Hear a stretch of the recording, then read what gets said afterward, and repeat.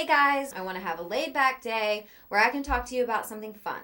And that fun thing is going to be my favorite Netflix shows, and I'm so excited! I mean, I'll just be real. I love TV. All these people, directors, actors, special effects, makeup, costume, come together and make these phenomenal pieces of art.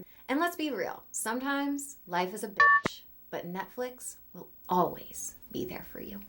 The Lord knows that I could not rank these if my life depended on it. If you enjoy this video, definitely check out my channel. And if you enjoy my channel, definitely subscribe. But anyway, without further ado, let's jump right into this list. Weeds. Nancy Botwin. I love you. There are some iffy spots that I'm not that in love with, but I absolutely love Mary Louise Parker, who plays Nancy. Weeds is about a mother. Her husband passes away and she turns to drugs. She doesn't turn to using drugs. She turns to selling them. That becomes her job so that she can support her family. And so the show is just this unraveling of this mom. It's super funny. The cast is amazing. They have beautiful chemistry. The way that they work together. The storylines are outrageous. And in some ways I like that. And in some ways, I'm not a huge fan. Since I love the characters are so lovable in Weeds. The characters change over time. You get really invested in them. I really like that when I get invested. I think that that's a sign of a good show. The next show that I want to talk about is Raising Hope. So Raising Hope is about Jimmy and Jimmy's parents, and he accidentally gets a serial killer pregnant, who is then found out, goes to jail, and Jimmy is left to raise this child as a single dad. It's kind of just the story of their shenanigans. This family, man, is one of the most lovable families ever. Like, they're hilarious. They just get into the most crazy situations to kind of figure out life. And it's just so funny. The characters are super quirky and weird, but they get real. And every single episode has a life lesson that Jimmy learns about raising hope. It's just sweet. It's just a good feeling thing. It's just a good feeling thing. That's all I have to say. It's funny. I like it. The next show that I want to talk about is The Office. I'm sure that many of you have heard of The Office. Probably most of you have watched The Office, and either you love it or you absolutely hate it. There are some people who just can't get into The Office, and I respect that. The Office is about a paper company and mostly their employees. So The Office is the first TV series that was set in this like documentary style. You really get like the awkward moments of life. You get awkward looks at the camera. At first you might hate Michael Scott because he's just ignorant. It's bad. As you get to know him and you find out that like he just wants everyone to like him so bad, you know? So since you know that his intentions are okay, they're decent intentions, like he's not out to get anybody, you learn to love him. And it's just super funny. I mean, it's funny and witty, and it's another one of those where you'll really fall in love with the characters. Parenthood. I freaking love the show. Parenthood is #family goals, all right? It's about a group of 4 siblings and their parents, and then all of their children, and it's just these siblings trying to make it in the world. You know what I'm saying? Life is just throwing things at them. They're trying to do the best things for their family that they can do. Like, they're always trying to make good choices for themselves and their family. This example of just like this beautiful family who always makes it through at the end of the day to support each other, to love each other, to appreciate each other.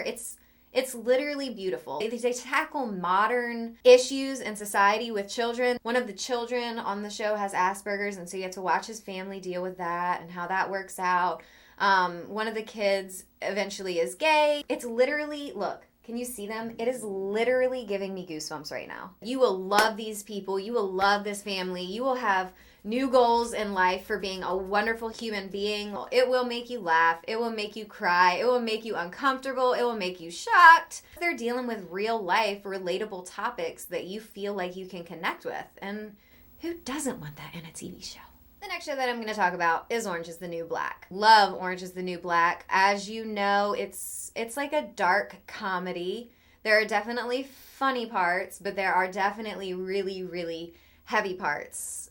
I know that everybody is on the Orange is the New Black train, right? It is a wonderful female-driven story, and you don't see that a lot. Two things about it. They show super dynamic women of all ages. You have like anywhere from like really young-looking women, 18, they don't really talk about age, to older women, like 60s, potentially 70s, and they're all living in this same small prison community trying to make it in their world. And it shows them change, and it really does point out flaws in our correction system, which I think is important. The next show that I'm going to talk about is Buffy the Vampire Slayer. As the name indicates, it is about Buffy, a teenage girl who obviously grows up throughout the show, and she fights vampires. Some things that I really like about the show are they like have these monsters and these demons that kind of act as metaphors for real things that a high school girl would face. They just tackle these issues by turning them into demons that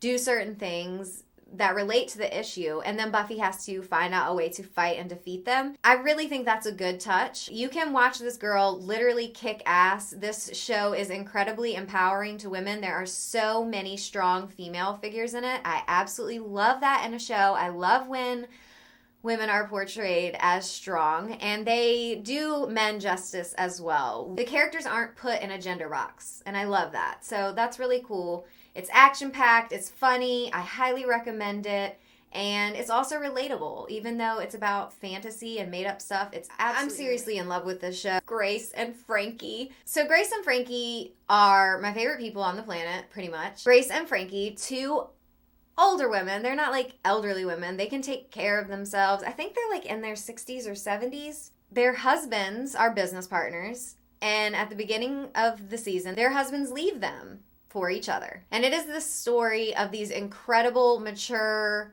women and how they deal with this situation. Some things that I like about it are that older women in Hollywood, they don't get any play. You know, it's like once you're 40 and you're a woman in Hollywood, it's like you're out the door. You don't get any more jobs unless you're playing a grandma.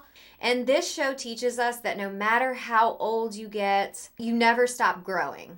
You know what I mean? No matter how much you've been through, there are always going to be situations in life that are hard for you and that you're going to have to really grow through. And it's just wonderful to see these women work through their stuff in their own ways. It's hilarious. It's not going to bring you down. You're going to be laughing. The Unbreakable Kimmy Schmidt. Unbreakable. It's a miracle.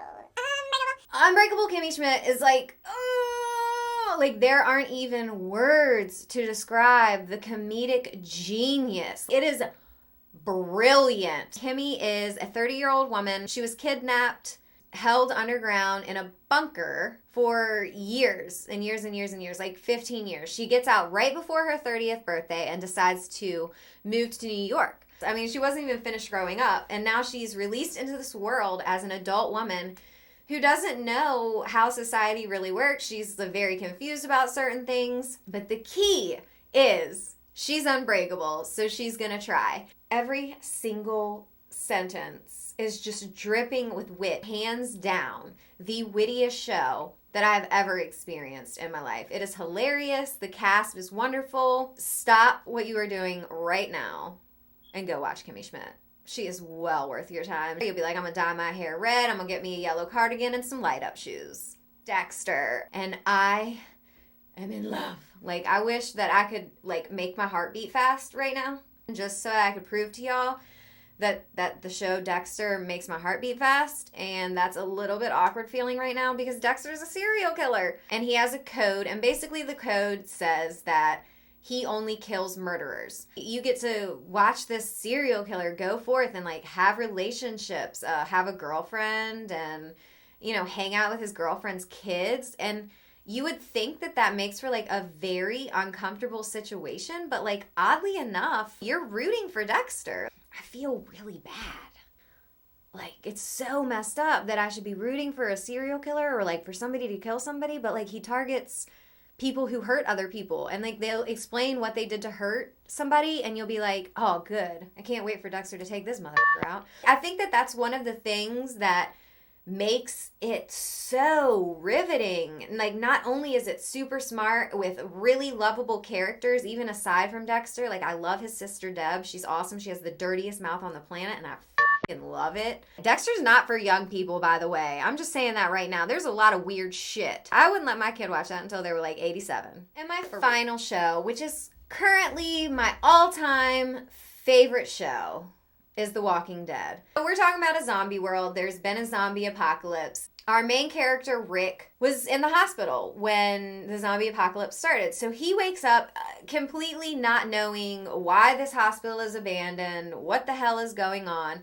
All he cares about is finding his wife and child. And so that's where the story kicks off. The majority of the people in our main group didn't know each other when the zombie apocalypse started.